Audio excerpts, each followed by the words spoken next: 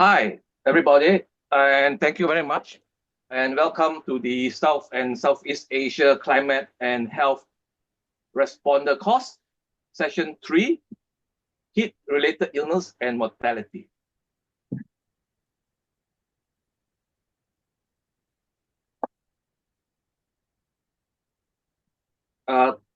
Just to give you a update or a refresher that the course objective is to enhance the knowledge and confidence of communication abilities on current and future health professionals concerning the climate crisis, to improve population care and public health practice, and serve as credible advocates within their institution, communities, and professional domain.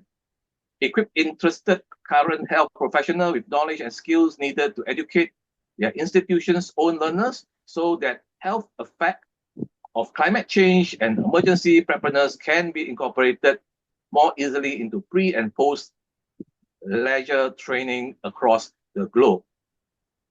Build and strengthen an agile and informed community around climate and health, education, advocacy, and policy and health professional with strong mentorship and expert support. This is the session 3, May 21st, heat-related illness and mortality. We have a total of 11 sessions, and you need to attend at least 70% to get of the attendance. All right. So let us look at this session learning objective. Is identify current and projected changes to temperature and risk of extreme heat event in Southeast Asia. Identify population vulnerability to heat exposure, including outdoor workers, agricultural laborers, individuals experiencing homelessness, marginalized communities, older adults, pregnant individuals, and children. Define heat-sensitive health condition and cite example of ways in which heat impacts the pathophysiology of cardiovascular, renal, respiratory, neurologic, and maternal disease and pregnancy outcome. Identify medical diagnosis, medication, and other health determinants that make patients more vulnerable to climate-related health threats and steps and health professionals can take to reduce risk. Explore the role of heat early warning system and other measures in preventing negative health outcome. So the session is 90 minutes, include expert lecture and case study presentation. Session will accumulate with question and answers session. Enter your question for the presentation in the Q&A section. We only will go to answer question in the Q&A section. Video recording, slide decks, and resources will be made available on the course website. Attendance is automatically recorded during the live Zoom session. Your individual attendance is only counted if you join using your personal Zoom link. Your attendance is not counted if you join with a colleague's link. YouTube will not count towards attendance. Certification of participation. Participant who attended at least 7 out of 11 live Zoom sessions and passed the final exam with a score of more than 70% at the end of the course will be awarded a certificate of participation in climate and health from GCCHE. Note, the certificate of participation is only available to people who use the same email for registration or Zoom session and exam. Final exam. The final exam must be completed using the same email address used to attend the Zoom session. The exam link will be sent on the final day of the class via email and WhatsApp and will close on Sunday. Format: 25 multiple choice and true-false question. Participants should be prepared to take the examination in one sitting. We are fortunate tonight to have 3 very prominent and very well knowledgeable speakers who are going to share with us their presentation. First speaker is Vidhya Venugopal. Second is Dr. Priya Dutta. And third speaker is Nymisha Herrera Nimmagadda. I will introduce. Just before that, you can join the course WhatsApp group for updates and information from the course planning team. Scan the join the update group. Let us start by the presentation. Let us start with introducing the speaker, right? So the first speaker is Dr. Vidhya Venugopal, is an occupational hygienist and climate change scientist with 15 years impressive specialization expertise in conducting epidemiological studies, including climate change and heat-related impact, particularly heat-related illnesses and other health consequences. She has sound knowledge and expertise in various research methods such as quantitative and qualitative methodologies, assessment of physiological and meteorological indicators by recording measures of for 4,000 workers approximately related to heat impacts among indoors and outdoor occupational groups.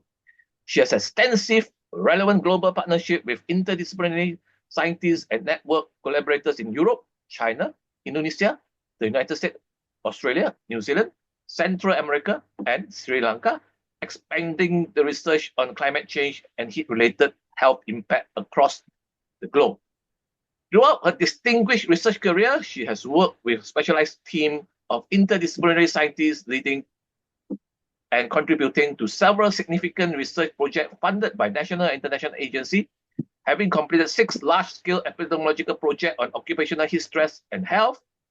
The individual's work has been supported by prominent funding organizations such as SIDA, DST, La Isha Network, Red Cross USA, and the Swedish Research Council, to state a few. She has gained extensive expertise and on field knowledge on the effect of implementation of heat intervention like water rest shade in the agriculture sector in Nicaragua. Currently, she's working on community occupational heat action plan and effective heat intervention, collaborating with NIHR UK and directing the Global Health Research Center for Environmental Change and Non-Communicable Disease. In addition to her research contribution, she has made significant progress in the practical application of her work by creating the Heat Stress Prevention Guide, which 350 enterprises in India and a few in Middle East use. As an occupational hygienist, she has brought about tangible change in 180 different industries by implementing effective intervention measures. Her proficiency in recommending engineering, administrative, and personal protective strategy has resulted in improved working conditions and reduced occupational exposure for workers. With the research experience, expertise in heat stress assessment, and her intervention studies, she will lead the heat project activities in India as part of her proposed study. Additionally, she will share her knowledge with the partnering team regarding heat adaptation technique, solution to overcome the challenges, and standard methodologies for conducting heat research. Her contribution will include the completion, conception, development, the study methodology, planning, execution, and implementation project activities, as well as generating research evidence to make changes at the policy level and to protect the health and well-being of workers as well as the community. Without further ado, we would like to invite Professor and Dr. Vidhya Venugopal to start her lecture. Thank you very, very much for this very long and warm introduction. That was not so necessary. Thank you. Thank you very much. I absolutely appreciate this opportunity to be able to speak to all of you who are going to be the responders in future. So I think it's a very, very valuable experience for both you and me. So I welcome questions after this presentation or in future as well.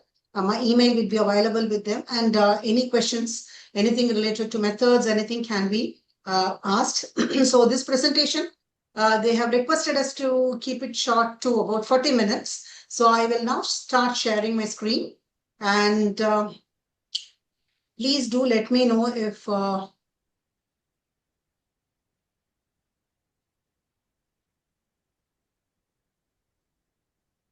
you able to see my screen fully? We can see your screen, but it's not in the slide mode. Can you just try Is and it put it? No, still not. Now it's in slide mode. Yes. Now it's in the slide mode. Okay, that's fine. Very good. I would just log off so that you can concentrate. Thank you. Right. So again, thank you very, very much for this opportunity. I have been asked to give information about the kind of research that we have done and then the evidence on heat-related health illnesses, mortality, morbidities and mortalities that we have seen in our research. So I have given the topic as it's heating up. It just means that the globe is heating up, the body is heating up, every organ is heating up, and it doesn't mean it's going to be the end of the world. It's just heating up. And what can we do to do some adaptations or interventions so that we all can still live in a heated world. So let me start with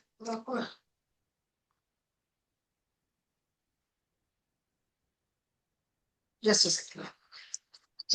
So what are the climate, temperature and climate trends in Southeast Asia? This presentation was prepared based on the guidelines that was given by Columbia University, so that it kind of aligns with your syllabus, and so you will be able to pass the examination with the information that we give. So the temperature and climate trends in Southeast Asia. What is the global scenario here? Because we are speaking about heat, which is not very localized. So the global temperatures are expected to rise by 0.5 to 1.5. You must have heard it from other speakers who are speaking about climate change as well. So which is going to be impacting billions of populations, especially the working population. I'm an occupational hygienist, so I'm always drawn towards the workers. And extreme heat events will introduce multi-stress vulnerability, exacerbating the population's vulnerability to climate events. It's just not only the heat. Heat would be probably exacerbating the immunity or the vulnerability of people towards malaria and all these communicable diseases. So multiple things could happen, and maximum increases in the rainfall may occur over central India. This is something that we are talking about India, about 10 to 30%. Like I said, when there are rains, then it kind of cools down, but also like once this is done as an follow-up of this climate event, extreme event, we would see infectious diseases, the different kind of heat that comes after that. So lots of things can happen. Temperatures are projected to increase by 3 to 4 degrees towards the end of this century. And the impacts of climate change is expected to be severe, and it's expected to be widespread for India at least. The average wet bulb globe temperature, why am I speaking about suddenly wet bulb globe temperature, is because wet bulb globe temperature is the one that actually simulates your body's way you respond to heat. Okay, it also considers the humidity, it also considers the radiative heat and everything. So what we have done with the workers, when the humidity is between 40 to 80%, and the WBGT, which is an index that involves like the dry temperature, the wet temperature, the radiative heat, and the clothing that the person wearing. If it's between 38 to 46 degree, and the humidity is about 40 to 80 degree, above 60, we find that the prevalence of self-reported heat-related illnesses are on the rise. About 91% of these people whom we have worked with, around 6,000 workers, we have found that 91% of them have reported heat-related illnesses. In 2024, India experienced record-breaking temperatures with 37 cities surpassing 45 degree. Delhi was about 53 degree, and the highest number of intense heat waves in history that happened in India. Maximum increases in rainfall again. 670 million workers in India depend on heat-exposed labor. And I do not want to separate community from the worker population. Everybody in the community is actually working. Somebody who is at home doesn't mean that they are not working. They are continuing to still work, and they are exposed to the micro temperatures and everything. And India is expected to lose about 34 million jobs, not jobs per se, but the number of hours that they will not be able to work because of the excess heat. We keep hearing these things like, March, April 2022, India and Pakistan experienced 30 times more likely to have because of climate change. Gujarat reports the greatest number of HRA cases, 82%. and Gujarat reporting the rate of heat ailments highest in India. So we keep hearing this all the time. In Mumbai, 13 people died because of heat strokes. Chennai last year was scorching heat. 2021 was like very, very bad. 41.2 degrees, 7.4 degrees above the average. So these are all things that we keep hearing all the time, right? So when we're talking about this, we are also talking about, just a second. Yeah. So what happens is like just not India. When we are talking about heat-related mortality in Southeast Asia, so this is what the list that has been provided in 2022 in the Lancet Countdown. And compared to Philippines, compared to Malaysia, and compared to Laos, we see the India's number of heat-related deaths are like not as bad as it's supposed to be. Why is it happening? I would not say it's because compared to the large population, why are we having such low heat-related deaths? There could be many reasons, but one of the reasons is a kind of data entry that we do. How do we categorize this heat-related? Do we even link this death to heat-related illnesses? It's all about the data documentation and everything. So it is. There could be positive sides, but this is a downside. This is what I would say. The kind of data that we collected on the primary healthcare centers that collect this data on heat-related illnesses and deaths is not at its best. And when it comes to the Southeast Asia, South and Southeast Asia, China, Bangladesh, India, like Myanmar, we see that the temperatures are like on the rise. So when do we actually declare heat wave? The way we declare heat wave in India is the Indian Meteorological Department, it defines heat wave as 5 or more consecutive days, which the daily maximum temperature exceeds the average maximum temperature by 5 degrees. For example, when I spoke about Chennai having 7.4 degrees higher, one day does not make a heat wave. It's at least 5 days, like a wave. If it's more than 5 degrees, the average mean, then it is declared as a heat wave. And for example, there are different heat waves. When it comes to plains, it should at least reach 40 degrees. But when it comes to the hilly regions where it is always cool, it's supposed to be at least 30 degrees. So it is based on the departure from the normal temperatures. And there are normal heat waves and there are also severe heat waves. Severe heat waves should be at least 6.4 degrees higher than normal. And actual temperature should be at least 47 degrees and more. Last year, Delhi declared heat waves. So you can clearly see in India, even like a 2 degrees Celsius warming could lead to about 9 times more severe heat waves in India by mid-century, with each heat wave lasting for 3 times longer. And then if it's going to be 2.5 degrees higher, then it could be even worse. Means people will not be able to continue existing normally because of these higher temperatures. What has been projected? The number of days projected to exceed potentially deadly heat levels by the year 2100. This is towards the end of the century, just about 75 years away. India, the southern region, Sri Lanka, and some of Gujarat and everything, we are seeing about 350 days of excess heat levels. So that is really, really alarming. And same thing with the other regions as well, Australia and other things too.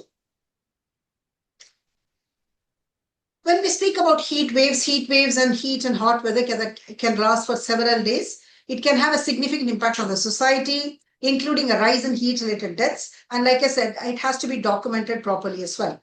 Heat waves are the death tolls and the destruction are not usually immediately obvious. So usually why so much importance is not given in hot climates is because the death toll is not immediately obvious. Heat fatalities due to extreme temperatures between 1990 to 2070 is 166,000, and people exposed to heat waves is about 175 million.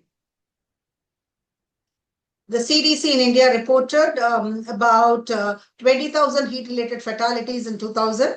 In 2021, which was just about 4 years ago, it rose to 31,000, about for about 50%, about like 80% higher rise in the temperature, in the heat fatalities. So who are those who are very vulnerable to heat? The elderly definitely are, and I will tell you why they are vulnerable. The informal workers who just not the ones who work outside, but also workers who are working indoors, but with lack of ventilation and poor welfare facilities. The migrants, pregnant women, children, and the workers who are working in the SMEs and self-employed people. And I'll go one by one, and I will tell you why this group is becoming vulnerable to heat. For the elderly, a decreased thermoregulatory ability and a slower sweat glands cause delayed responses, reducing the body's ability to cool down efficiently. And it's been proven, right? And then they also have comorbidities. It could be cardiovascular diseases, it could be endocrine disorders, it could be respiratory disorders, which can impair sweating and blood circulation, increasing the heat retention. Another thing is there is also a cognitive decline. Usually, when a person is exposed to heat and the core body temperature rises, when it rises beyond 1 degree centigrade inside the body, there is always a decline in the cognition. And this again has been proven. And the cognitive decline and dizziness increases the likelihood of workplace accidents. You could have seen many places in workplaces, the elderly are the first one to be affected by heat.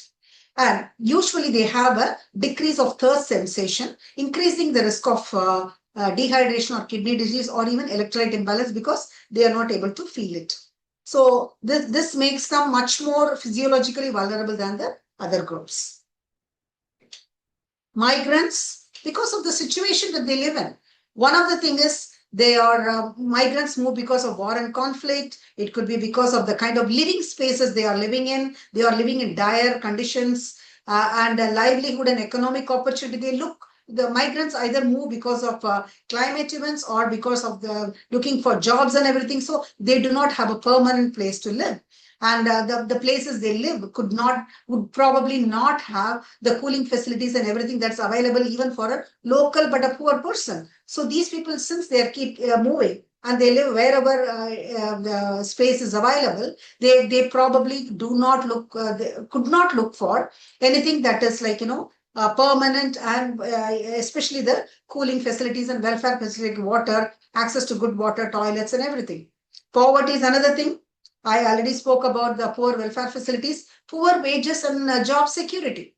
Poor wages and job security makes them push themselves further in workplaces because they want to get the job and they are not they are competing with the locals as well. So this makes them their situation even, and again discrimination, stigma, prejudice against these people, poor access to healthcare and education. Many of them do not even have the security cards where they can go and use the healthcare facilities in case of issues. Violence and exploitation. Workplaces actually exploit these migrant workers because they need the job. They are given some shacks to live in. They're expected to work for longer hours. So all of this make them very vulnerable to heat. Migrant women workers, even worse. We recently conducted a study with migrant workers, women workers especially, 437 of them. And then we found they have an increased risk of urogenital issues. Their risk is about 1.7 times higher than a normal woman worker who is working in the same place, a local woman worker.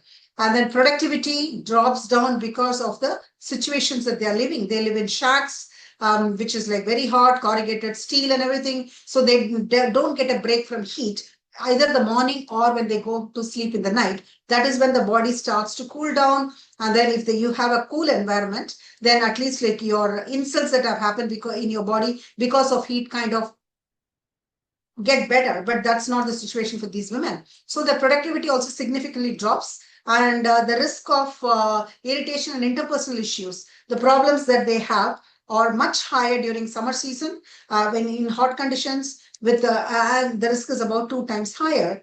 And 80% of the women reported heat-related experiencing some kind of heat-related illnesses. And the reasons being limited access to medical facilities, no access to drinking water, very poor sanitation, no government schemes for protecting them, very poor menstrual hygiene access, no proper disposal of lots and lots of issues. And some of them had dehydration, UTI, skin diseases, respiratory issues, nutrition deficiency, anemia, workplace injuries because of lack of cognition. So all of these are like, it is worse for the migrant women workers. Pregnant women, we have done some study with pregnant women and we are continuing to do the study. There is a mechanism as to why these pregnant women are much more vulnerable than the regular women. So when you have external heat and internal metabolic heat, a woman doesn't have to be working. We are not only talking about women workers, we are talking about any woman, pregnant woman, who is even doing some household chores and everything. Usually there is a maternal physiological response, your hormone status, your immune system, thermoregulation, all of this change. So usually what happens is when your body gets heated up and your core body temperature rises because of external and internal heat generation, there is a diversion of the blood to the skin so that you can start sweating. That's a usual physiological mechanism. That is why we all sweat. And when you sweat, that is your natural air conditioner. When there is air movement that's happening, then you start to cool down. So your diversion of blood happens to your skin, which might dive blood away from the placenta, where the child less blood goes to the child. And sweating also makes the woman dehydrate. So heat strain symptoms, the woman has skin temperature higher, skin temperature, core body temperature rises, sweating increases, your osmolality increases, but your total body water goes down, your weight goes down, and you also have changes in your urine color and volume. This creates maternal strain, and then it creates adverse pregnancy outcomes, and it also creates early preterm births and other congenital issues with the kids. So both the mother and the child are impacted because of heat. So it makes them even more vulnerable for heat stress. Small and medium enterprises, self-employed women, men, women, anybody for that matter. Informal workspaces, usually garages, metal workshops, textile units, the indoor temperatures can be about 40 to 45 degrees. We did some studies with the commercial kitchen. We found the temperatures inside about 53 degrees. 53 degree because this was less ventilated and the radiative heat coming from the cooking and everything, humidity very, very high. So we found kidney disease among the commercial kitchen workers. Small factories and workshops are usually very poorly ventilated. It traps the heat and worsens the worker's condition. And studies have shown that heat exposures can lead to about 30% drop in the worker productivity in small and medium enterprises. This is not something that we did, but ILO has said that. And heat-related productivity loss in SMEs could cost India billions annually in the lost output because people are not able to work to their full potential. Enclosed spaces, what makes them very vulnerable? Enclosed spaces, poor ventilation, no mandated hydration breaks, shade provisions, cooling measures, no applicable labor law. Most of these places, we have about, in Tamil Nadu, about 5 million small and medium enterprises that are registered, but much, much more that are not registered. Many of them do not come under the labor law. So they don't have any mandate or guideline that they should follow to make sure the workplaces are safe for these workers when it comes to heat. So what does heat do? How does it impact the health is what we are going to be looking at. When we are speaking about heat stress, I'm not only talking about the temperatures that we are exposed to. Heat stress can be caused by two things. One is the ambient temperature and one that can come from the radiant heat. Ambient temperature can be from your sun, radiant heat can come from indoor workspaces where the heat is coming from something. And you form heat-related illnesses when your body is not able to maintain a healthy temperature in response to the hot environment. Let me explain you very, very, very quickly what heat does. So heat is produced in the body. How it's produced? It's from the metabolism, convection, radiation, conduction. All of this heat is produced in the body. Usually your temperature is supposed to be around 37. So many people have different kind of baselines. And then Heat, when it's gained in the body, it has to be lost. If their heat gain is equivalent to the heat loss, then your body is in a state of proper thermoregulation. But if it's not happening, then the human thermal balance actually goes towards heat produced is actually retained in the body. That is called a state of heat stress. So what kind of physiological responses? When a person is exposed to heat, not only the ambient heat, but also the internal heat generation because somebody is working, doing some activities. I told you about the vasodilation that happens. Heat, the blood starts going to the extremities of the body. Then you start to sweat. Okay. There are changes in your core body temperature maintenance mechanism. Your hypothalamic regulation happens. Peripheral thermoreceptors feedback happens. And some physiological changes happens like sweating, your urine specific gravity goes, changes and all of that. But everything has some individual susceptibilities. It's again dependent on the age, the physical fitness of the person, how much the person is acclimatized to the heat, and any pre-existing medical condition and the kind of medication that they take to. Because heat reacts differently with the kind of medication people are taking too. When you have heat stress in the body, that leads to something called a heat strain. When there is a heat strain, your heart rate increases, your core body temperature rises, your sweat rate increases, things like that happen, right? And then if you allow this to continue, then you get heat cramps, heat exhaustion, heat stroke, right? A range of diseases can happen. It starts, but like this is a continuum. It's not like you suddenly get heat stroke, it never happens. It starts from heat cramps, heat tetany, or heat syncope, heat exhaustion. Finally, it leads to heat stroke. If the internal core body temperature rise is not controlled by interventions or any adaptations. Heat waves impact everybody. Okay. It could create heat-related illnesses. It could create acute kidney injury, chronic kidney diseases, cardiovascular diseases in people, injuries and accident because of reduction in cognition. It also creates not only physiological and health impacts, but also psychological impacts.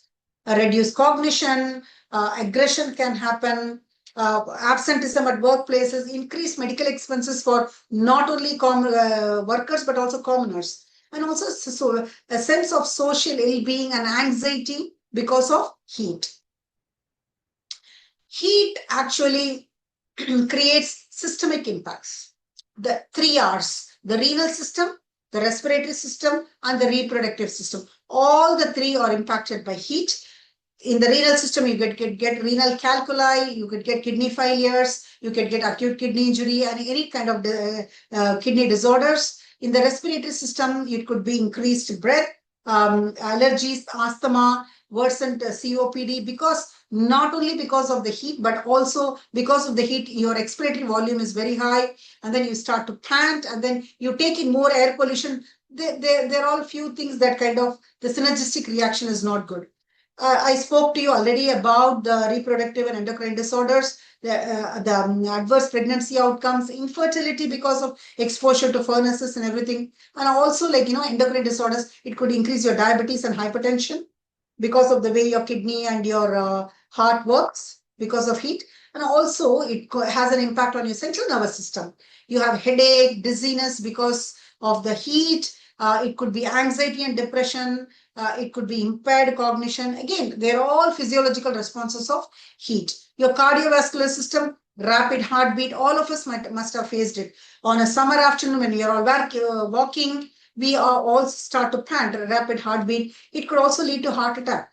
Especially for people with other comorbidities, cardiovascular diseases, your musculoskeletal system, accidents and reduced cognition, it could lead to slip, trip, fall injury. So that is a negative impact, adverse impact of heat. What happens with heat and kidney function? Many times this question is asked to me. Prolonged heat exposure plus workload, especially for working population, you get into a state of heat stress and then heat strain.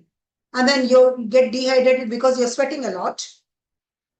And that affects your kidney. That affects your kidney. And that is when you start to get the kidney disease. It doesn't happen in one day.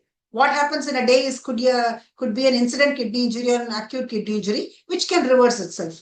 But if it happens repetitively for workers, especially who don't have a choice, like general population, not to go to work in heat, they could all end up after a few years into kidney disease, which had happened in Central America with the sugarcane workers in a large scale. We are also seeing that in India, in cashew workers, in salt pan workers, in commercial kitchen people, even in construction workers, you have started to see that.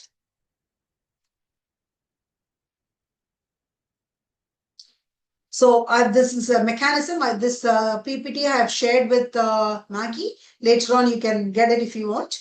So impaired temperature regulation. There is a rise in core body temperature because of that. Altered fuel regulation, reduced kidney function. If the severity of AKI and recovery reduces, then the risk of acute kidney injury during heat stress increases. It negatively impacts the renal system through various mechanisms. And then finally, you end up with chronic kidney disease after a lot of episodes of AKI. This is our study that we did.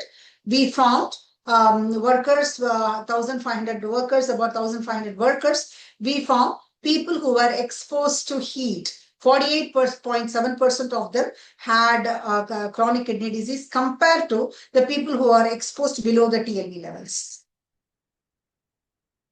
12% had acute kidney injury. It means we measured the serum creatinine in the morning and we measured the serum creatinine in the evening for these workers. 12% of them had, which is a very, very high number considering the 670 million workers who are exposed to heat in India. They are all dependent on heat exposed labor.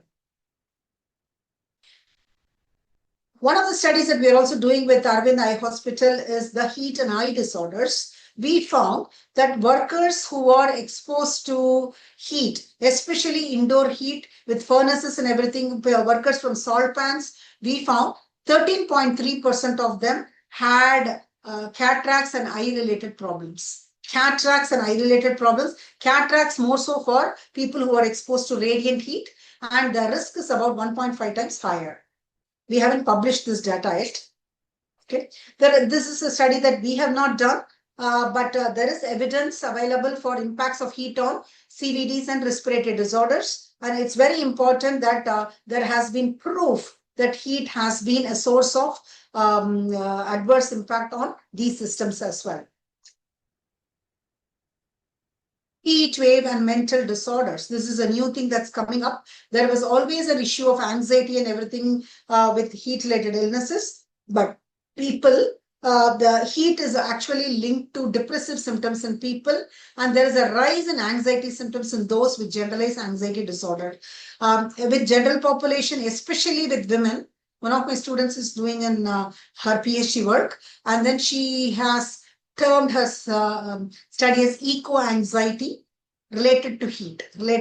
And we found, so far we have found about 16% of these women have eco-anxiety because when the summer comes, they are very anxious about it. And there are multiple reasons for it. We haven't published, so I can only share this much information. Workers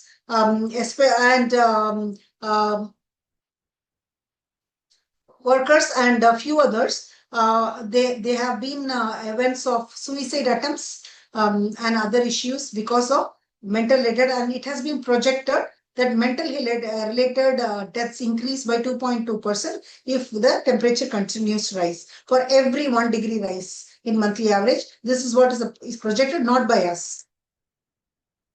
We do have evidence, like I said, we have published this data.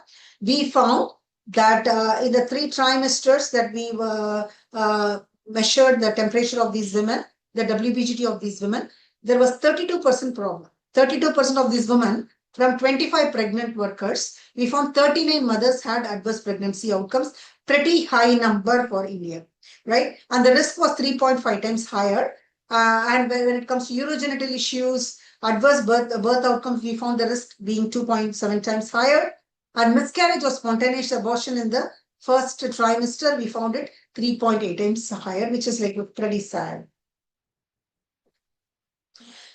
What is the importance of medical professional when it comes to managing heat-related illnesses? Like I told you, people do not just get exposed to heat, fall down, and drop dead. It doesn't happen. It starts with mild symptoms, discomfort, then the cramps, syncope and heat exhaustion. That is the second level. Third level, syncope, heat exhaustion, and it could lead to heat stroke. Finally, only heat stroke comes. And if you're not controlling that, then comes the mortality.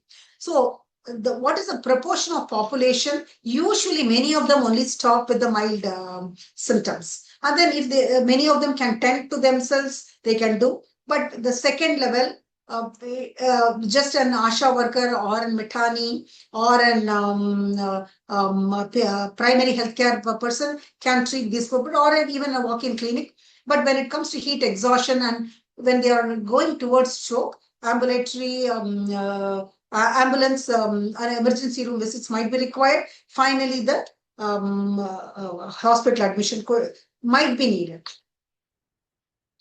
So it's very important that medical professionals, the healthcare professionals, are very required for heat-related illnesses diagnosis.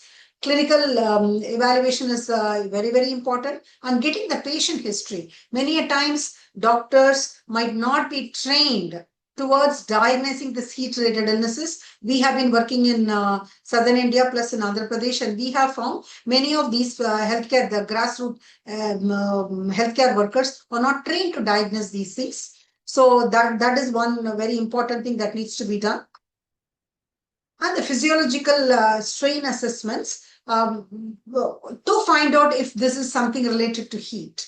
Okay, monitoring the core body temperature or the heart rate, BP, or sweat rate could not be possible, but looking at the electrolyte levels, looking at serum biomarkers, all of this could help assess whether this is related to heat. Okay, and cognitive function, the stroke test, memory, because I said heat has an impact on the cognition. So some simple things could be done: visual reaction time, trail making test. All of this, the training is currently lacking, but it could be very, very helpful because they're all simple things to be trained on.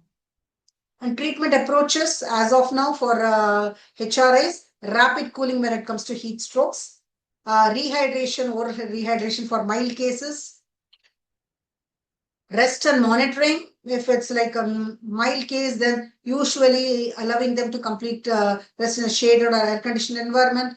Look for the vital signs, look at the urine output and the mental status. And supportive care usually is given in management of people with kidney diseases already, people who already have some comorbidities. And then prevention and education. It could be something that is coming from the primary health care. Because people in the rural areas, when I was speaking about the 670 million people, only about 30% of them are living in urban areas. All the rest are in the rural areas where the first point of contact for healthcare is the primary healthcare. So long-term strategy could be like including creating awareness, acclimatization, hydration protocols, workers cycle protective. This kind of training is also required for the primary healthcare workers. But what are the challenges currently we face in the health system preparedness is delayed recognition. Early signs are usually overlooked or misinterpreted as general tiredness or mild dehydration. Limited access to cooling facilities. Many of these workers, like I told you, are working outdoors, 670 million workers, and then they work in resource limited work settings where it is difficult for them to have cooling facilities, inadequate medical trainers for the healthcare facilitators about the recognition and the treatment protocols. Many times we have lost lives because the temperature would be like about 41 degree. It is the core body temperature is because of heat stroke. The person has a flushed face, redness in the face. That person has stopped sweating. The person has been given crocin or acetaminophen, so that thinking that it is an fever. So that is when we lose people. So that kind of training and recognition is not there.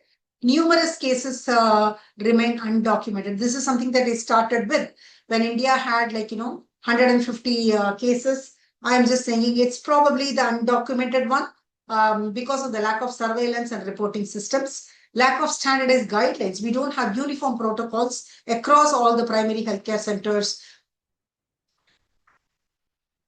or the tertiary care hospitals.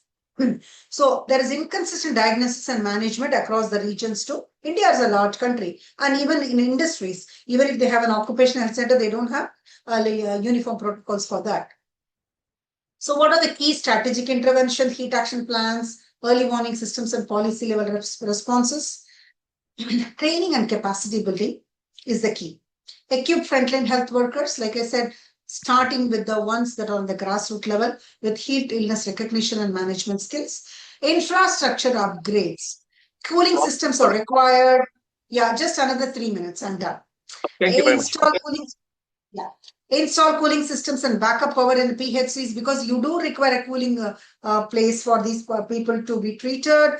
Early warning integration, integrating it with the primary healthcare so that these people will exactly know when they have to have the cooling systems ready, right?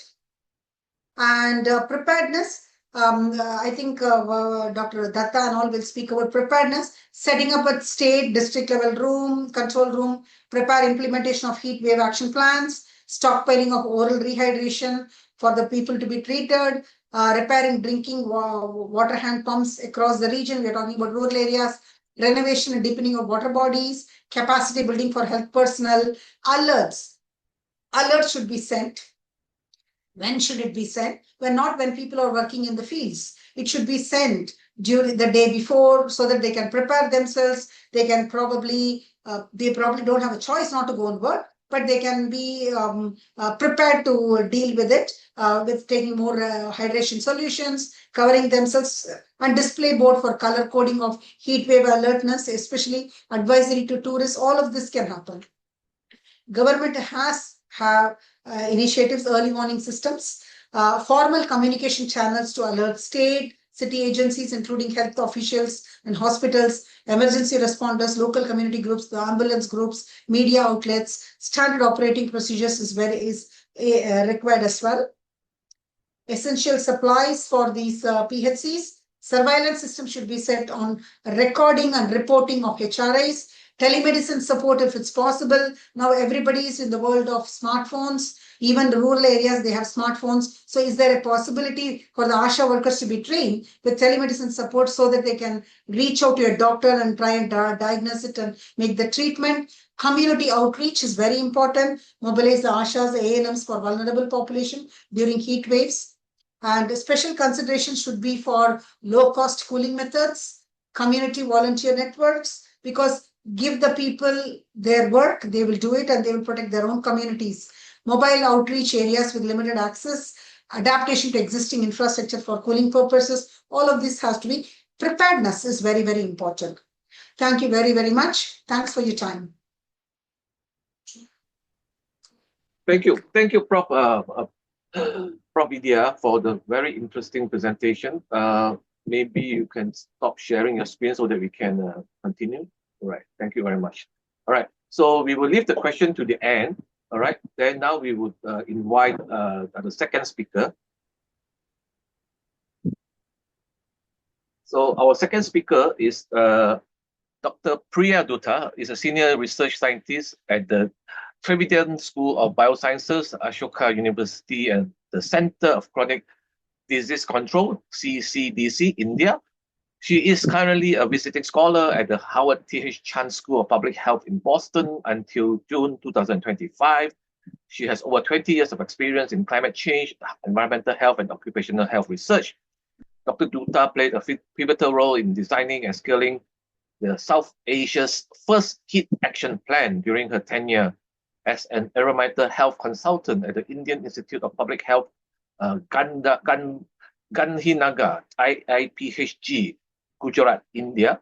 Her work focuses on climate resilience, heat adaptation, air pollution, environmental health policy, and she has led and collaborated on numerous nutritional and international projects in the partnership with Indian ministries, state governments, and global institutions. Her leadership in this area has contributed to the development of a scalable intervention aimed at mitigation of health impact and climate change. She holds a PhD in environmental occupational health from the ICMR, National Institute of Occupational Health India, and has pursued advanced training at Harvard T.H. Chan School of Public Health and postgraduate diploma in applied epidemiology from NIHFW, Government of India. Dr. Dutta has authored numerous peer-reviewed articles, book chapters, and over 2 dozen policy briefs. Her work has been recognized with several prestigious honors, including Earth Care Award, an ICMR Senior Research Fellowship, and Harvard Exchange Fellowship. Without wasting any more time, I would like to invite Dr. Priya to start her. Yeah, let me share my screen. Yes, thank you. Yeah. Yeah, hope it's visible. All right. So, Priya, you have 15 minutes. Thank you very much. Yeah. I will try my best to complete my presentation in 15 minutes. Hello, everyone. Thanks for the lovely introduction. My name is Dr. Priya Dutta, and my email address and all the details are here given on the slide. So please free to write to me if you have any questions. So please free to ask, or even you can write me personally later after my presentation also. So my presentation is basically on the heat action plan. So the lovely journey of heat action plan, where how a small policy became a changing point. So it's really a very nice case study. I hope everyone will enjoy, and it's very good learning as well. So Ahmedabad Heat Action Plan was developed in collaboration with the Ahmedabad Municipal Corporation. IIPAG is Indian Institute of Public Health. This is an organization based in Gandhinagar, which is in Gujarat, western part of India, and NRDC. NRDC is Natural Resource Defense Council, which is a US-based organization. So basically, this partnership brought together local government leadership, public health expertise, and also international climate change policy experience to create the first South Asia's first comprehensive heat adaptation strategy. So when this plan was launched, the first pilot was done. At that time, basically, heat was not considered to be a natural disaster. So one reason by NDMA is National Disaster Management Authority of India. The reason is that the heat wave traditionally, because we are in tropics, so it's seen as a seasonal phenomenon, not a sudden or extreme like flood or cyclone. And heat wave even doesn't cause any property loss. So these are the few reasons why the heat wave was not considered as a natural disaster by NDMA. Then when this started. Okay, so in why this heat action plan policy was developed, the story behind, and we all are interested in hearing good stories. So basically, my presentation is a very interesting story. I hope you guys will enjoy. So in 2010, Ahmedabad had a very devastating, deadly heat wave, and which caused around 1,344 lives. And this became a turning point for the city and basically the city government, the policymakers. So they realized this is a time to have, the city should have a policy to tackle the heat-related mortality and morbidities. So considering that, it happened in 2010. What happened in 2010?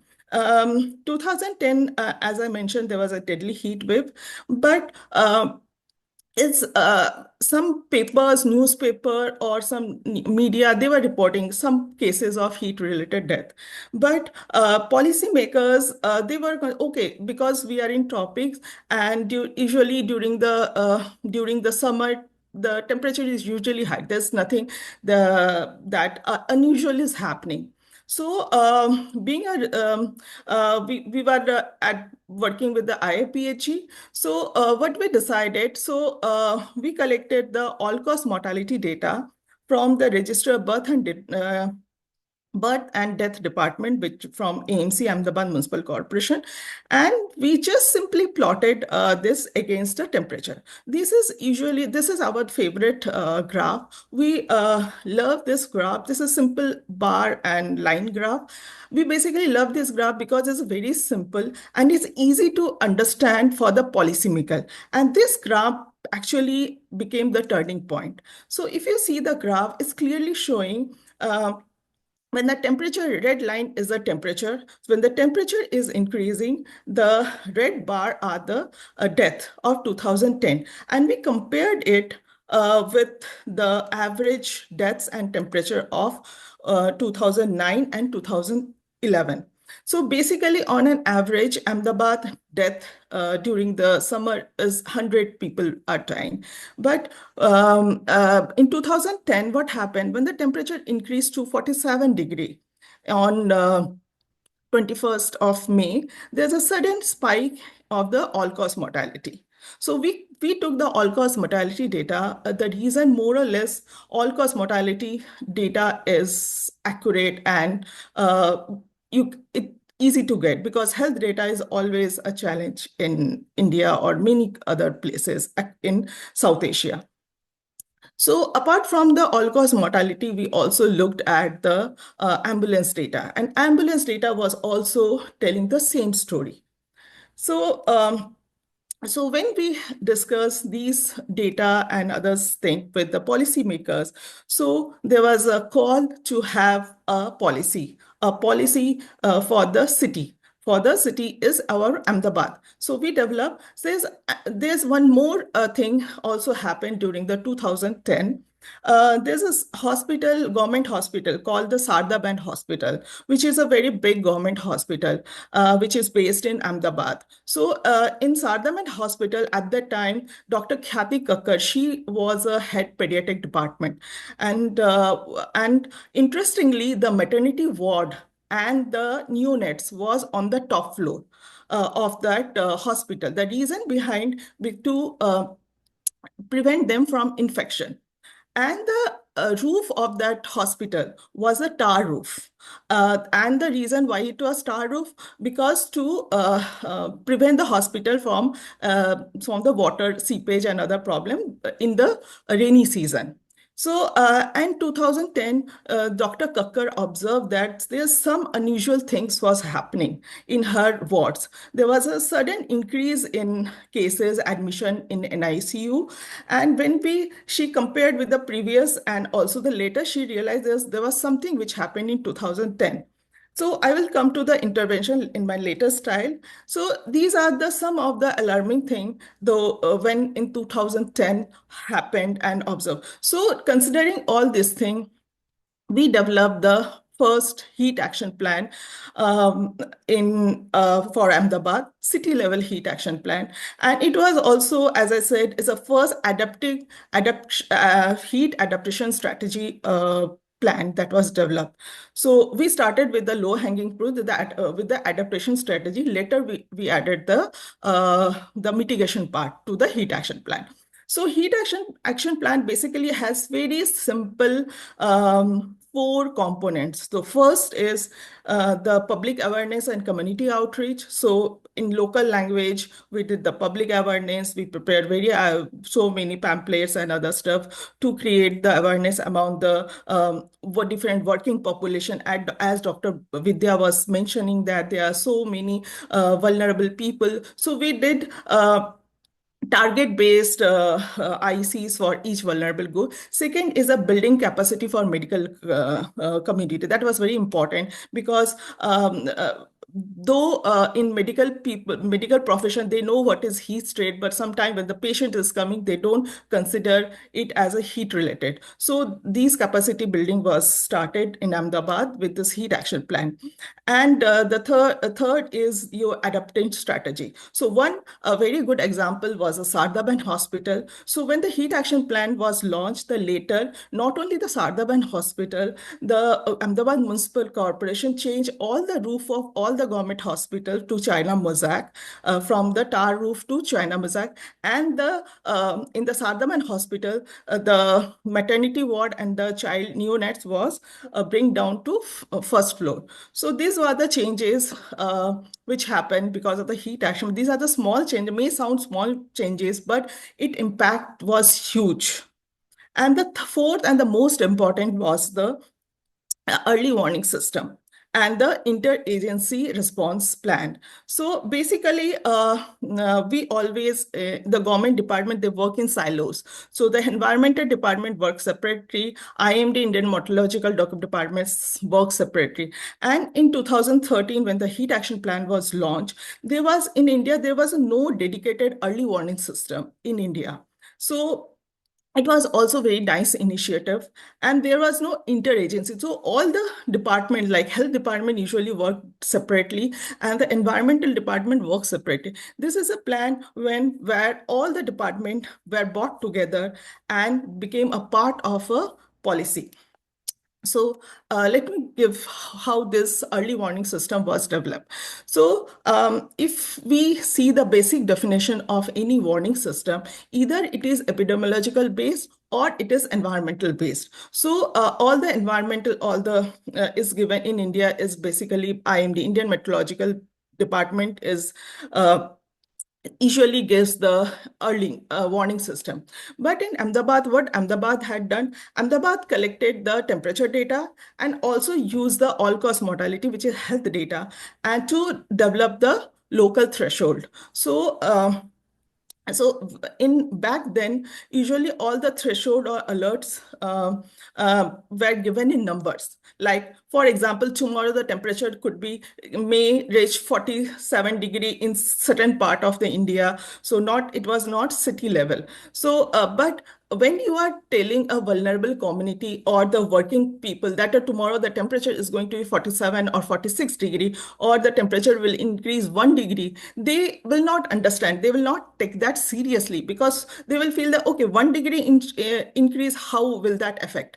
So, but then we decided to have a color code early warning system. So basically to make the community and the people connected to the policy. So when we tell someone that, okay, tomorrow is orange, red, so it's like a traffic light system. So they will take it seriously, and that different SOPs and preparedness strategies were developed based on each color code and for each department. But like for separate SOPs, what the traffic on the construction department will do when it is orange or it is red. So these kind of SOPs, awareness, everything was developed first time under the heat action plan. And this is how the temperature threshold was developed for Ahmedabad. Okay, so heat action plan introduced early warning system, public awareness campaigning. So each year after developing the heat action plan, we not only like we develop the heat action plan and left it like that. Every year we evaluate the plan and reach to the community, and we modified the plan. So it was very intense, and a special public health awareness campaigning was started. Interagency coordination, very nicely well-developed coordination system. So the interagency coordination system became an example, and later in many policies, these interagency coordination system was used, and the capacity building for the health professional and also the urban planner. These are the very important takeaway from the heat action plan. So based on this heat action plan model, so other cities in India has been used. They are using this heat action plan, and this heat action plan has been the instrumental in shaping the national policy, which is you can see the figure. This is a NDMA national guideline to develop the heat action plan. And the idea and the concept was taken from the Ahmedabad heat action plan. So basically the heat action plan became an instrument to develop and shape the national guideline. So building from the success of the Ahmedabad model, so many cities across the India, they develop the city level heat action plan. Even the IMD also later, they use the Ahmedabad model. And now IMD is also giving the city level alert system from many across the India, many cities, individual color code alert system. So IMD is now giving. So heat action plan has actually done so many important changes. So basically, the guideline now provided a framework to many cities and district to implement the localized heat action plan, because the heat wave is very local. So, for example, the Ahmedabad heat cannot be exactly copied to Bhubaneswar or the Odisha, the coastal region, which is in the eastern side. So heat is basically very localized problem. So considering that, but at the same time, there are so many lessons that we learn from the success of heat action plan. First is, as I mentioned, the involvement of the local city because the heat action plan becomes successful because the city government was very much involved, and the political leadership like mayor, commissioner, everyone was very involved, and there was a very strong engagement of all stakeholders, which include IMD, NGOs, community. So all different stakeholders came together, and because of that, that plan became so successful. And also national and local institute. So I will share this slide. You may go through it line by line. So talking about the issue and challenges, though it was very successful, but there are so many issues and challenges. Like in many places, extreme environment is there's no environmental department in government, and there's a gap between the environment and health in many departments and in government.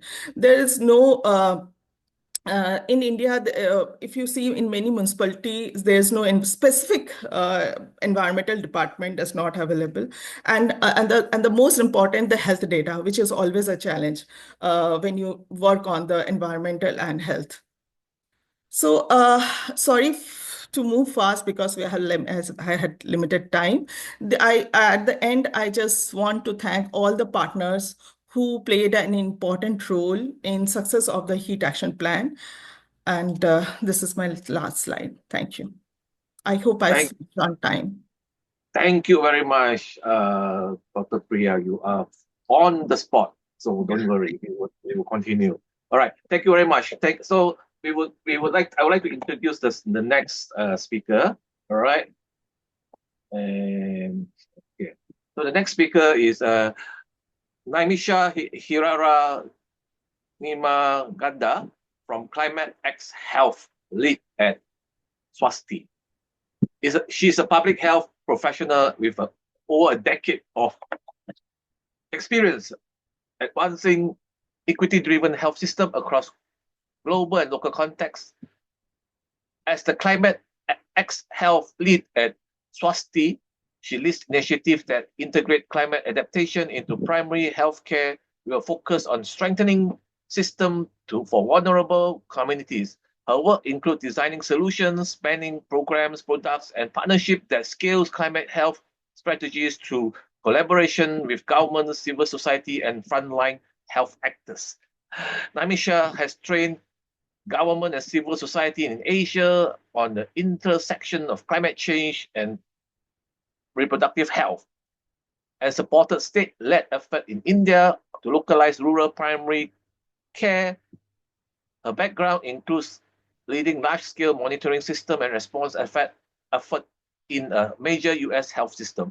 She brings a system thinking approach to solution design, policy innovation, grounded in deep commitment to health equity and community leadership in the face of climate change. Without further ado, I would like to invite Nymisha to Thanks so start much, the Victor. presentation.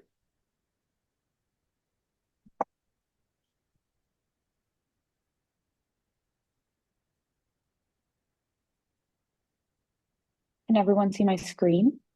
Yes, we can see your screen. You can start. Thank you. Okay, perfect. And I'll try to keep this short so there's more time for Q&A. Thanks GCCHE for bringing me into this session and overall into the South Asia course. I'm from India, so it's particularly close to my heart. I will be talking about a program today that we have collaborated with Global Consortium on Climate and Health Education to design, particularly for mobilizing frontline workers for climate-ready communities.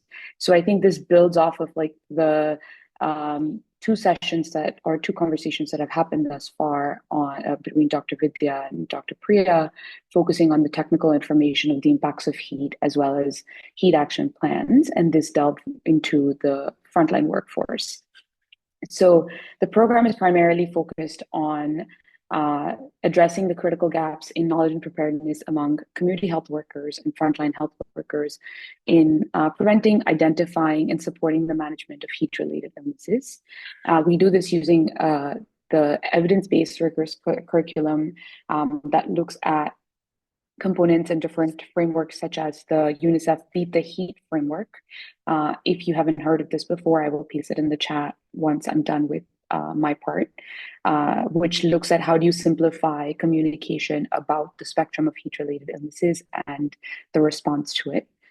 We then also have risk communication and community engagement products that are used to be able to better inform frontline workers in how to respond and prevent heat-related illnesses, as well as an entire season of support. So in the context of India, and obviously I know there's been a lot of conversations in that particular context while there are participants from around the world, but I have found this to be a little bit more universal as well, is that typically heat-related capacity building happens as a one-time session. This program is built out around the entire season, so starting before the season and following the frontline workers throughout the course of the season to ensure that they're having support as they're navigating heat themselves, as well as working then with communities. So the way the program has been designed is typically that the curriculum is contextualized for the community. So for example, depending on where we're working, who are the key vulnerable groups?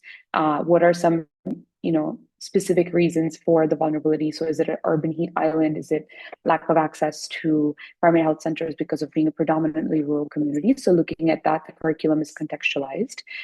We then have a training of trainers program that is a 2-day workshop for individuals that are identified based on their communication and leadership skills.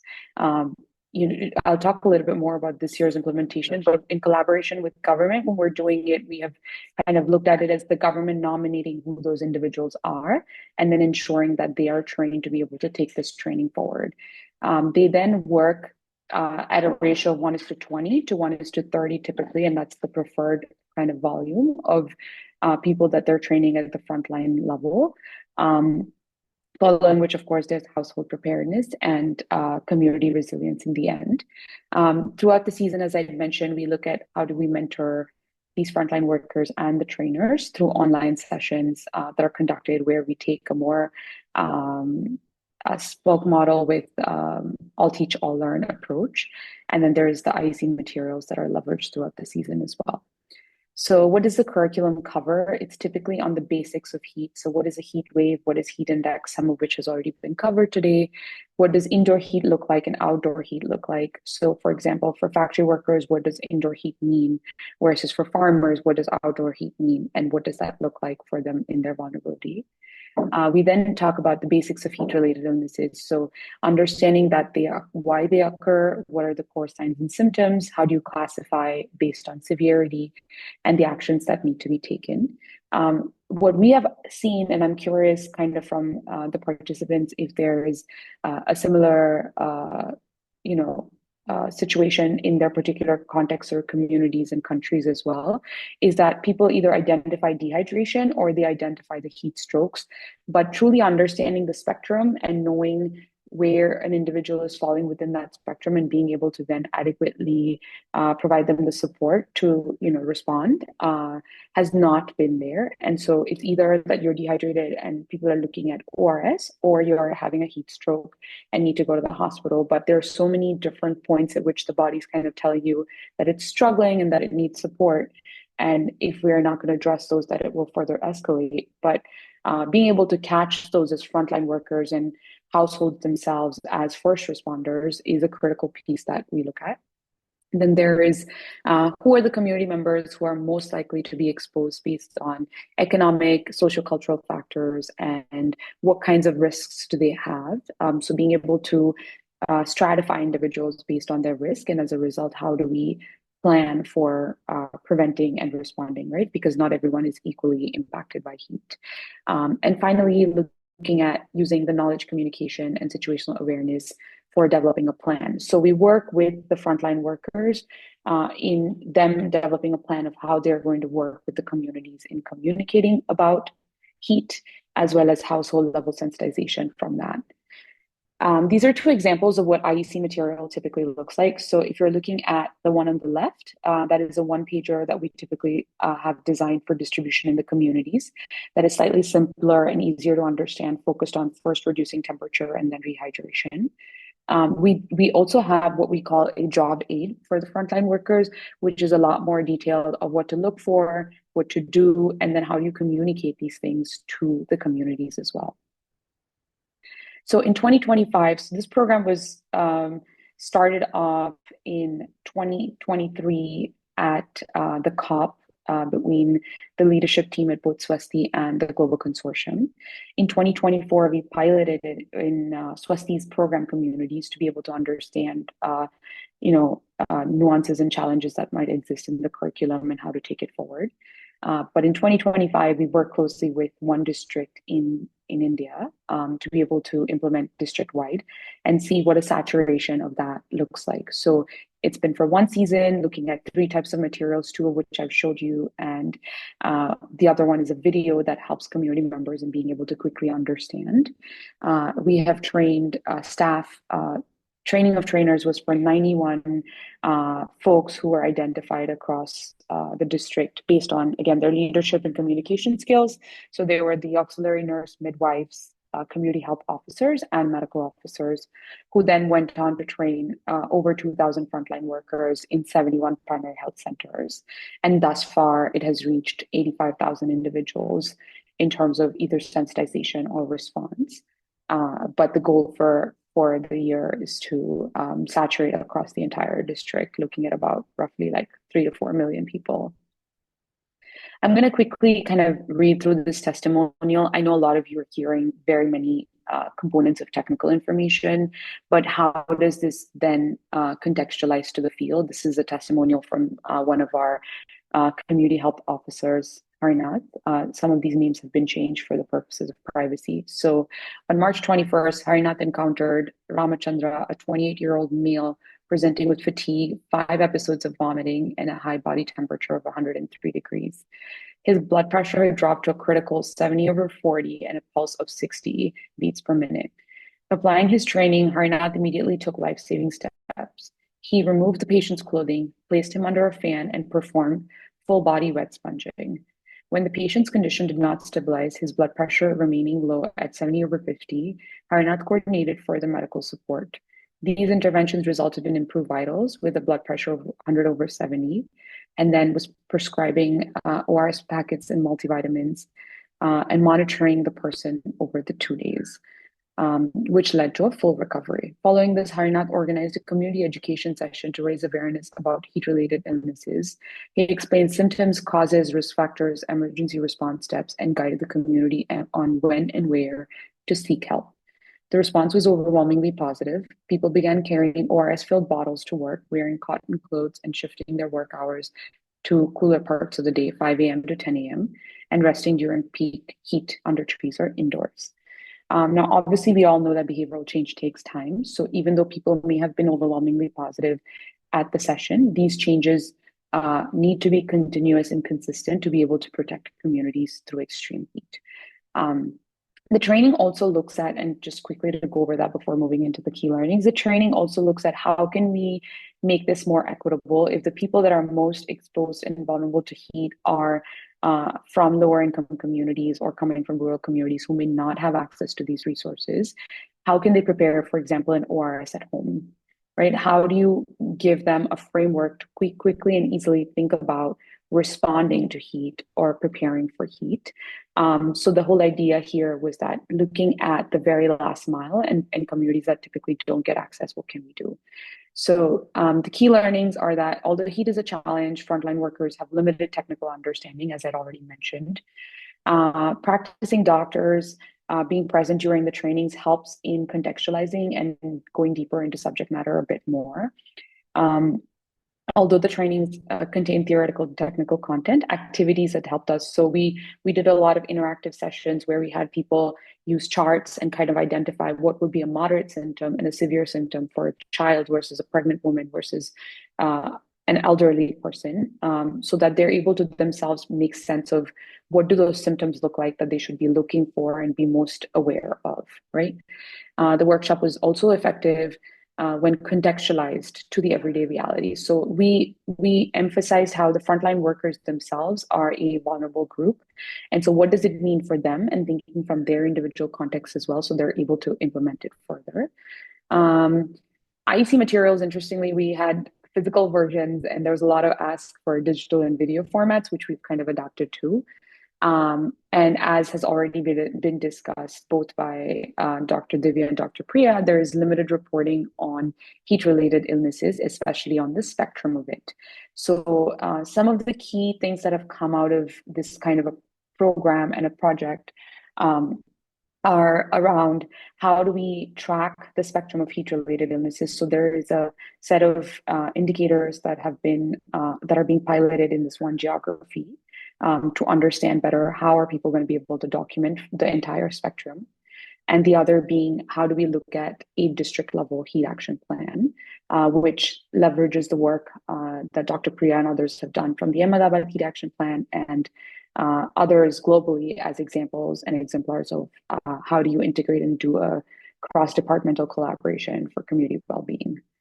So that's it on my end, and I will share my email over chat. So if anybody has any questions about the program specifically, or if they're interested in taking it to their communities and doing this, what would that then look like? Then happy to share that as well in a one-on-one conversation. Thank you very much. Thank you, Nymisha, for a very interesting presentation and for sticking to the time.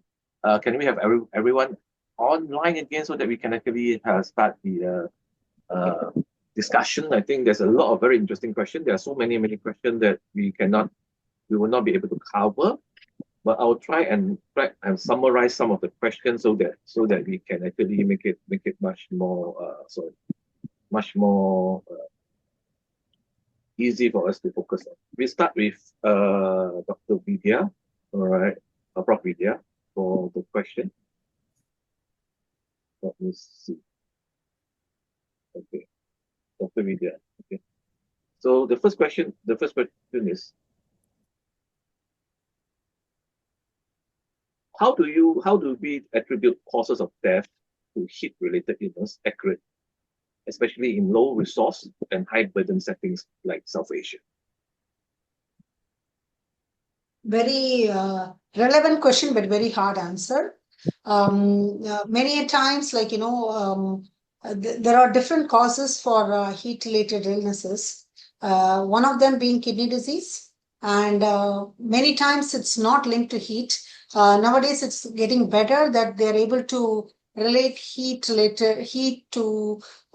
deaths because of CVD, deaths because of CKD, and deaths because of other causes. But unless it is a heat stroke and it is being diagnosed properly, it is not reported as heat-related illnesses. It is usually the cause of death is reported as a chronic kidney disease or a heart attack or a myocardial infarction or something, but not directly linked to heat-related deaths. Unless it's a heat stroke and then the doctor is able to recognize it immediately. Priya and Nymisha, if you think you want to add on to this, please go ahead. It's perfect. So how what can we do to train healthcare professionals? Okay. That's exactly what Nymisha is doing right now. Nymisha is doing right now, and that's like something that cannot be done. It has to start from the medical training. It has to be started in the nursing training, and it has to be started with the ASHA workers. And it is not rocket science. Trying to find out the signs and symptoms of these workers, not the workers, the communities, and having like IEC material, simple material that usually these Ashas, Mithanis, ANS, they're not very well educated people, but if you give them the signs and symptoms and the methods of actually treating it, we don't even have to start recording any heat related deaths. Actually, we can reduce it like quite a bit. So I think as a hygienist, I would go in a very preventative mode. But reporting and recording, doing the surveillance is very, very important. So that, it's only all based on supply and demand that the new policies and everything come out. So what Nymisha's team is doing in training those people is going to definitely make a change in the region. About Ramachandra, right? Getting and not dying because of heat stroke is a fantastic example. And I think that's exactly the way we should be starting the training from their graduate level. Yeah, I can add please, just a Priya, small point to that. Yeah. Just adding to that, if you see the Ahmedabad Heat Action Plan, they develop a standard SOP for the medical professional, like the sign and symptoms. And sometimes when the patients are coming, asking the occupation from where this patient they have picked the patient. Those kind of details are very important. So the background check is important. And if some student is interested, I can share the link. In India, there are guidelines by NPS, CCHH, and NDMA for the heat-related illness identified for the medical professional. So I can add those reading material, can share them. And these are very nicely developed policies for the health professional for heat action and heat-related. So they are very nicely written and developed how they will identify and how they will report those to the national government and the everything. Yeah. I Great, totally Priya, agree. with your. I just have a quick point to Sorry, Priya's thing. Priya, it is very well done, and we have looked at it. But one of the things is when we go to these rural areas where these Mithanis and ANMs are there, they find it a little bit complex. So probably what Nymisha's group is doing, simplifying it for their knowledge, for them to easily digest is something that we should be thinking about. Thank you very much.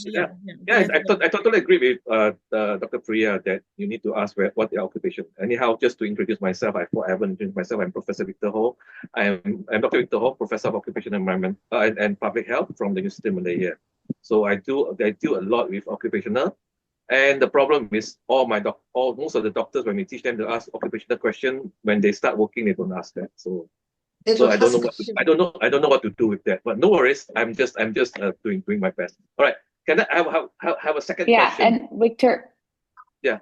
Sorry, Nymisha. So sorry. Just wanted to kind of add. I think this is something that I would flag for all the participants that may be worth kind of knowing when you're doing the entire spectrum of climate and health over the course of the weeks with GCCHE is that heat is the one where prevention is more likely to reduce the adverse impacts. And there is a lot more tangible understanding of what can we do to ensure that it doesn't progress into severity, right? So although it might seem like training frontline workers is a very, capacity building in general is seen as a very touch and go kind of approach to public health. But I will say in the context of heat, it's not, because that's the point where we can really de-escalate and ensure that, severity is prevented. Exactly. I agree. We should train everybody. But let us move on. So there's a lot of questions. I just summarized. Okay. Second question from Prof. Vidhya is, what are the most effective low-cost and community-led strategies for protecting informal and vulnerable population? from extreme heat, especially where access to digital alert is limited? I think this one, Nymisha also can answer, and Dr. Priya also can answer. Sure. I would first go with something that these people can protect themselves first. First is definitely like capacity building, bringing them awareness about their own, recognizing the signs and symptoms to protect themselves. Second thing is when it comes to informal settings, they are very resource limited settings. So water, rest and shade, simple, sustainable freezing, cooling solutions, including the type of material that they use for their passive cooling mechanisms that they can use. And the third thing that I would say is ORS is something that is fine for urban and select rural areas.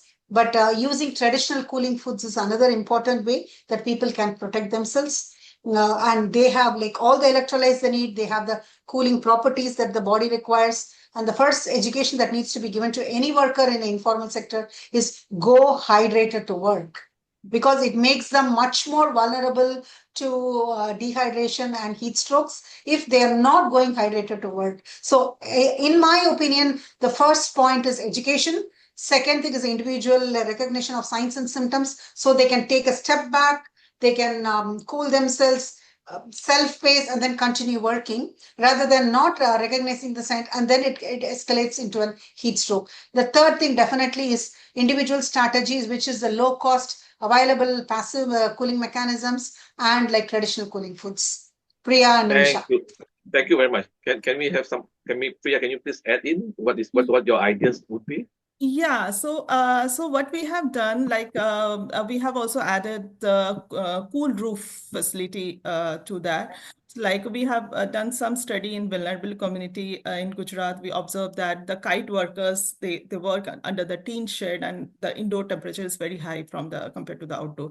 So these are the one strategy that we introduced. And I gave the example of Sardaman Hospital. So just changing the roof, just cool paint also help them, because that's in many places vulnerable. The room is not very nice ventilated. They don't have fan facility, and due to some work condition, they sometimes don't switch off the fan. So there are certain criteria. So this is one strategy, and of course, and the second, which Dr. Vidhya said, is awareness. Identify the heat-related symptoms is very important. So awareness training, continuous awareness in their local language is very important, and proper IC activities. These are, yeah, of course. Thank you very much. Nymisha, do you have anything else to add from your part? No, I think instead of, for me, I would say, firstly, is that most of these communities are already kind of finding their own ways of surviving the heat, right? Like they're already doing it. So trying to understand from them, what is it that they're already doing, and where may there be gaps that need to be further addressed. So we are not suggesting things that may not work for them. And secondly, I would say is that what that looks like in terms of solutions is different for different geographies. So Victor, you're in Malaysia, I'm assuming. I'm in South India. It's going to look very different in what that cooling means. Yes, so kind of understanding those local geographies and solutioning accordingly will be what will sustain local adaptation. Yeah, I do understand India. I spent 8 years in Manipur. Right. Okay. Last question from Mr. Dr. Priya, Prof. Vidhya is, what prediction tools or models exist or are needed to assess maternal and fetal outcomes due to heat exposure, particularly in low-income countries? Can you repeat the question? You said maternal. No. It's for Prof. Vidhya. What prediction tools or models exist or are needed to assess maternal and fetal outcomes due to heat exposure, particularly in low-income countries? It's a very, like I said, it's an extremely interesting and thought out question, but it's very difficult to add. See, when you want to do prediction models, you need to have the base data, and then we have only minimal data available so far in India and in African countries. Both are low and middle income countries. So we have very, very basic data. And then, of course, you can use AI and other new tools that are available to make predictions and estimations, but they may not be the same. it might not give any accurate results. Forget about accurate or even close to accurate results. So first and foremost, we need to generate more data on what is exactly happening. But one of the things that can be done is like during before women who conceive during from the hospital data. I mean, or the most of the low and middle income countries has institutional births. So how we did our study was we tried to collect some data around the temperatures in those geolocations where these women had these abortions and everything. So we can try and see, like, based on the temperature in these regions, secondary data from the hospitals can be obtained, and then we can see what could happen during around this time. But these are all not accurate predictions, but something like, you know what, this could happen. So Yeah. like I said, if you really want maternal and fetal health data, then we need to collect more data first. Cool. So I don't know if this answers your question, but this is the answer I know. And yeah, this is just a summary of the question they have asked. They have asked actually a lot of questions. I cannot ask everything to Prof. Vidhya. Now let's move on to Dr. Priya. Okay, the first question is, do we have definite temperature threshold for heat alerts across different regions, and how are they linked to health outcomes? I think that's the thing you presented just now. Yeah. So alert, as you say, like one alert system Dr. Vidya just presented, which IMD is using. IMD alert system basically using the ambient air temperature. So there are so many different index and thresholds globally available, but a few of the index, if you are asking about the national guidelines, is very difficult to implement because one reason is the data and the validity. There are so many factors that we come across when we work with the national policy or the national level threshold. So health data in most of the places are not available. So either your guidelines, sometimes we have to compromise using the percentile method, or like in Ahmedabad, we tried to develop this threshold. Actually, we developed the threshold using the all-cause mortality and the health data, which basically when we were doing at the national level in many places in India, those data are not available. Actually, the best should be the cause specific data, but cause specific data is a very like we should not even discuss, it's not accurate. So that's the reason we consider the all-cause mortality data, because this is more or less is tight. Even those data in many places are not available. For example, if I say in one area, we observe that the deaths on Monday is higher. The reason is usually people, the reporting Sunday was off. So these kind of gaps are there when we are considering so though there are so many things can be possible, but sometimes we have to limit ourselves to certain thing. Like IMD, they are using only the ambient temperature, not even the humidity, to calculate the threshold. So yeah, I hope I have answered, but Yeah, yeah, I mean, a this, this, this, vague this way to answer. Yeah, yeah, something. I think this, Yeah, this, this, this, this, this shows that it is difficult. Yeah, We true. just use whatever we have and make the best use of it. Exactly. I think Nymisha would agree with that. That you follow local culture, and that is the best thing to do.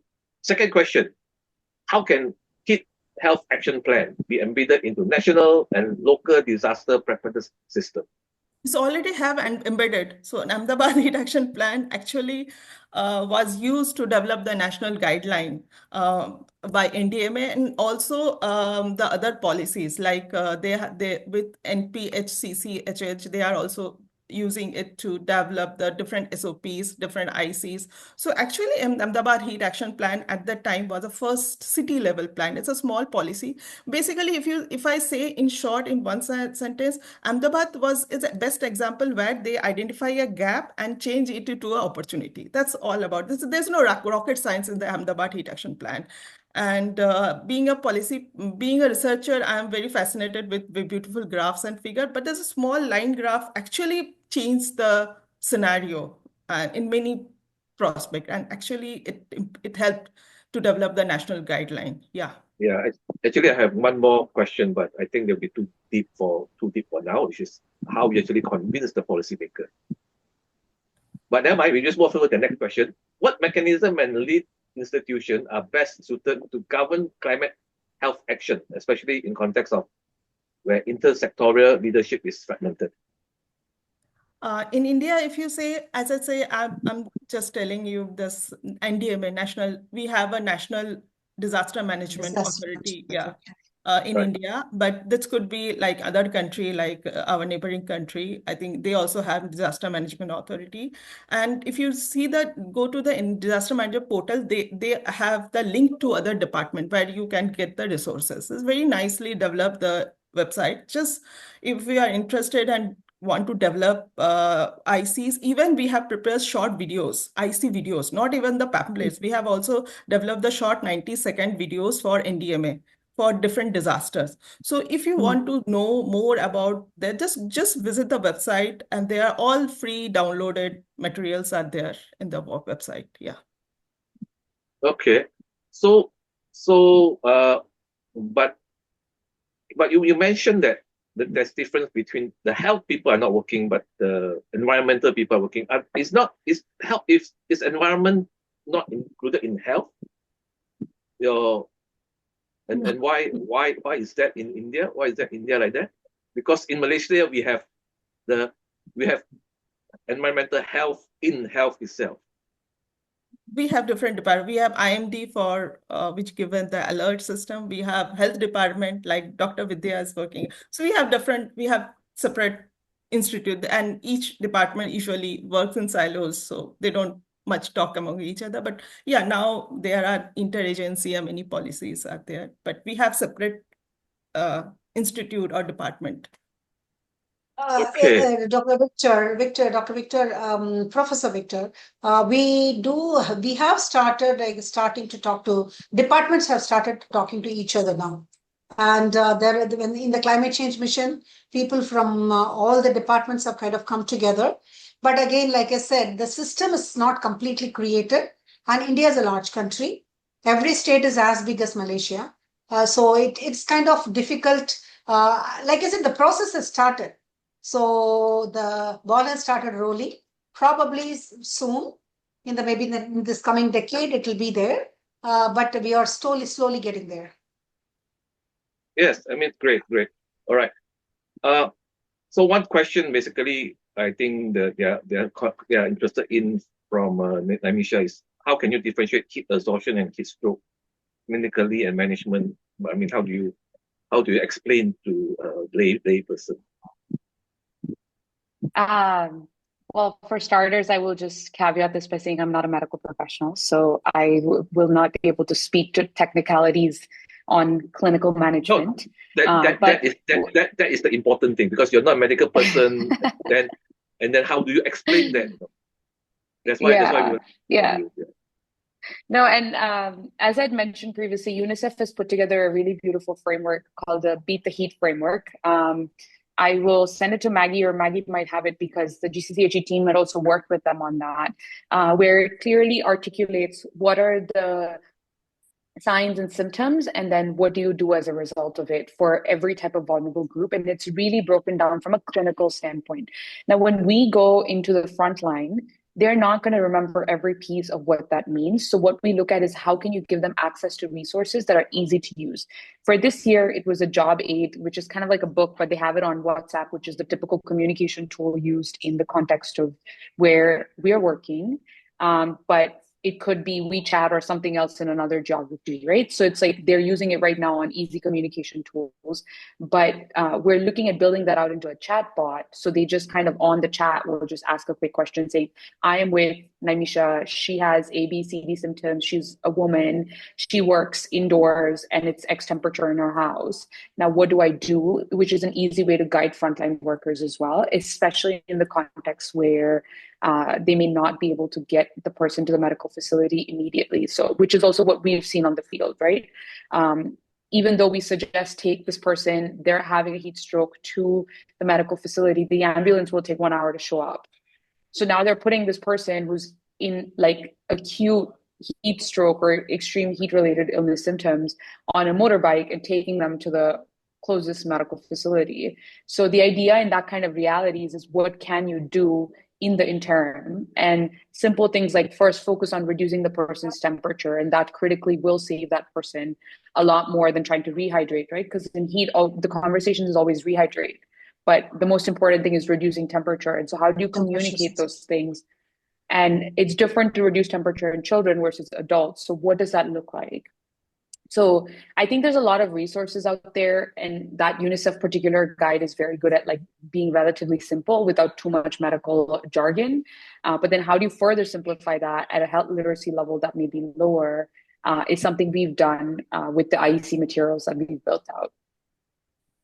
Thank you. And taking on that, that's another question on rehydration. Is ORS better than water? In some cases, I would say, not in all cases. Like I said, when you're talking about ORS, we are talking about people with different kind of comorbidities. If somebody has hypertension, then we have to be very careful in prescribing ORS. That's exactly why we have started working with workers and other groups, vulnerable groups, about using traditional foods that can probably have less impact than the ORS and other things.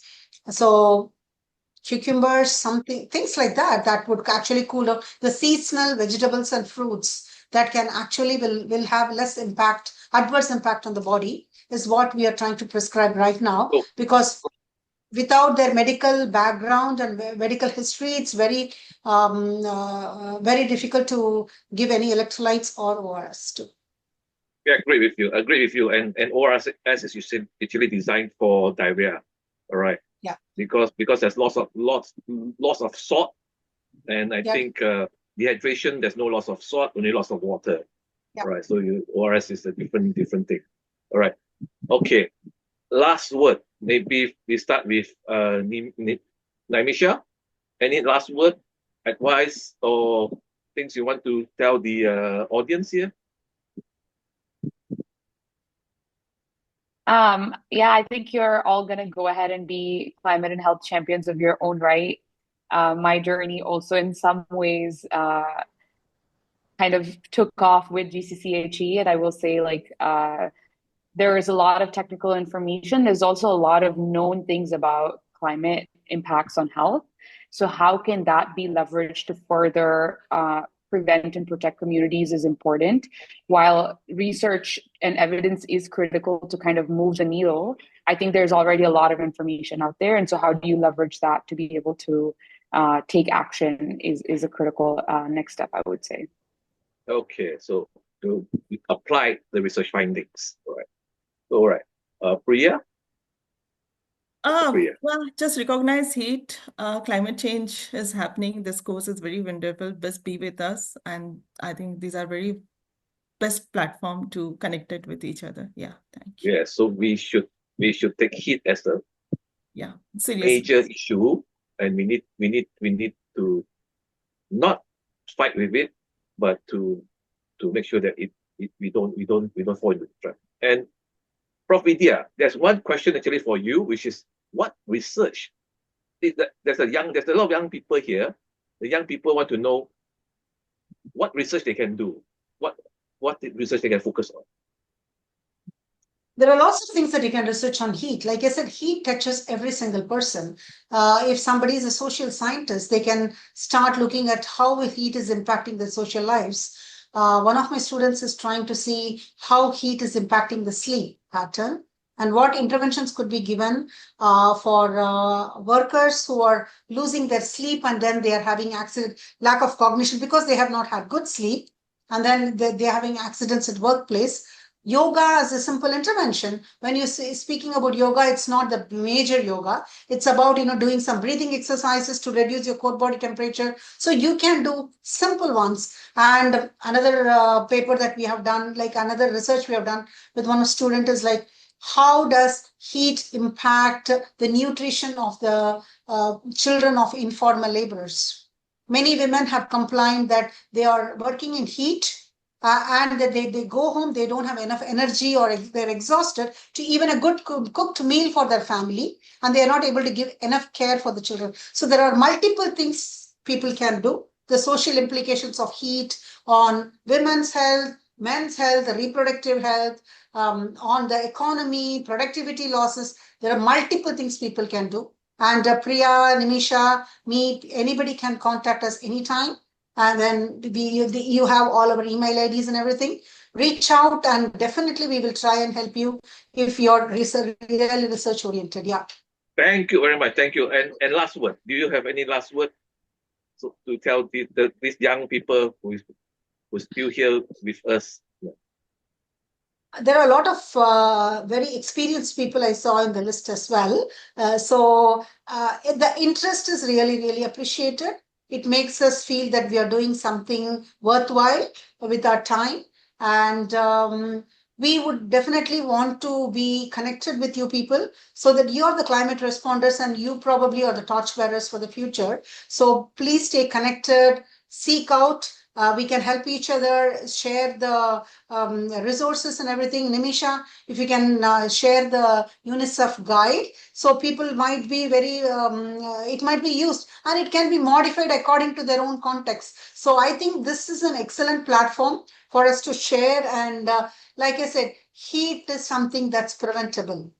Productivity loss is something that is preventable because heat is a continuum and we can put a stop in the beginning itself. So I personally think this is a great forum for us to all connect and kind of work together in the future.